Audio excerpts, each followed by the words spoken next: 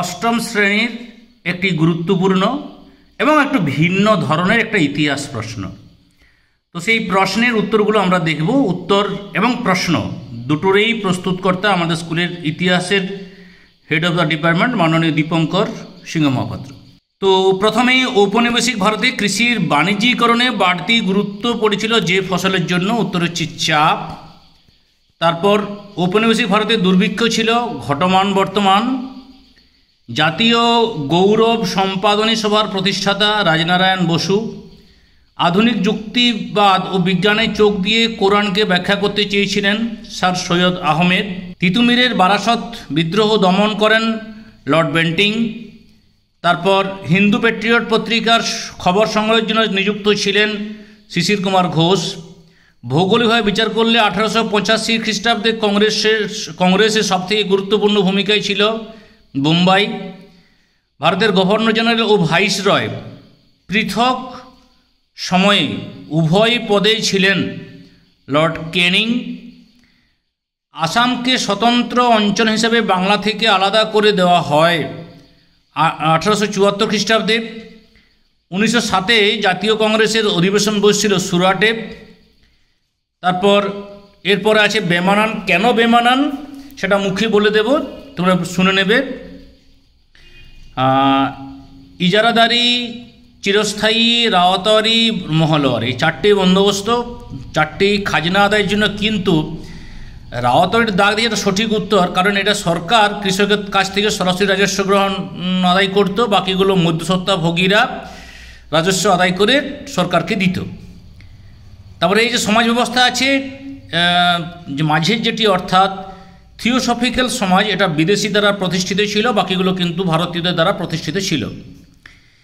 এরপরে হুগলির শূন্যস্থান পূরণে ঋষিরাতে প্রথম পাটকল চালু হয় 1855 খ্রিস্টাব্দে। 1863 কলকাতা মোহামেডান লিটারেরি সোসাইটি প্রতিষ্ঠিত হয়। এর কোন বড়লাট সাগরে শিশুকন্যা ভাসিয়ে প্রথা নিষিদ্ধ করেন? Lord Wellesley. কোন বিদ্রোহের অভিজ্ঞতা ভারতীয় স্টেট কোম্পানির শাসন লোপ পায়? 1857। এবার স্তম্ভ মিলানো।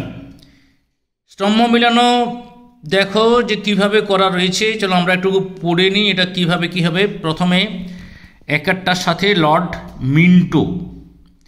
নাট্যাভিনয় নিয়ন্ত্রণ আইন লর্ড নর্থব্রুক। দেশীয় মুদ্রণ নিয়ন্ত্রণ আইন লর্ড লিটন। ইলবার্ট বিড লর্ড রিপন। এরপরে আমরা দেখব, এরপরেই তো অভিনবত্ব আছে প্রশ্নটার মধ্যে। এরপরে সময় উল্লেখ করে সাজাও, তোমরা এটা সাজাবে কি করেছ, পরে দরকার হলে জানিয়ে দেবো, ঠিক আছে? এবং সেখানে কালকে জানিয়ে দেবো, আজকে না, সময় হবে না। প্রকৃত বা বিকল্প নাম সময়ানুসারে সাজিয়ে লেখো, এটা সাজাবে। প্রথমে এটা প্রথম রাজনৈতিক সংগঠন হবে, প্রথমে এটা। কোন কোন বিদ্রোহ কেন্দ্র লোকের পশ্চিম থেকে পূর্বে সাজিয়ে লেখো, অর্থাৎ প্রথমত ব্যারাকপুরে কী বিদ্রোহ ছিল সেটা লিখতে হবে, ফরিদপুরে কী বিদ্রোহ লিখতে হবে, রাজমহলে কী বিদ্রোহ লিখতে হবে, বারাসতে কী বিদ্রোহ লিখতে হবে, এবং সেটা ভারতের পশ্চিম থেকে পূর্বে সাজিয়ে লিখতে হবে। ইলবার্ট বিল বিতর্ক ঘটনাটি কীভাবে ধারাবাহিক বাক্য গঠন করে লেখো, এটা লিখতে হবে। একটু অভিনবত্ব অবশ্যই প্রশ্নটি। অবশিল্পায়ন বলতে কী বোঝো এবং জাতীয় হিন্দু মেলার উদ্দেশ্য কী ছিল? এই ছিল মোট 4টে প্রশ্ন, বাড়তি প্রশ্ন দেওয়া আছে 2টো। এরপরে 4 দাগের প্রশ্ন, 4 দাগে এই প্রশ্নগুলো আছে, পড়ে নেবে, আমি সব পড়ছি না। যেমন নীল বিদ্রোহ শিক্ষিত বাঙালিদের ভূমিকা বা শিক্ষিতদের ভূমিকা। তুমি কি মনে করো 1857 খ্রিস্টাব্দে বিদ্রোহ কেবল সিপাহী বিদ্রোহ ছিল? তোমার উত্তরের সপক্ষে যুক্তি। জাতীয় শিক্ষা, হিউম ডারফিন তত্ত্ব, ষড়যন্ত্র তত্ত্ব। চিরস্থায়ী বন্দোবস্ত, রাওতারি এবং মহলওয়ারি বন্দোবস্তের তুলনামূলক আলোচনা। রেলপথ নির্মাণের উদ্দেশ্য, জনগণের অসন্তোষের কারণ কি। তারপর সমাজ সংস্কার ও নারী শিক্ষায় ঈশ্বরচন্দ্র বিদ্যাসাগরের অবদান। সাঁওতাল হুল মুন্ডা বিদ্রোহের একটি তুলনামূলক আলোচনা।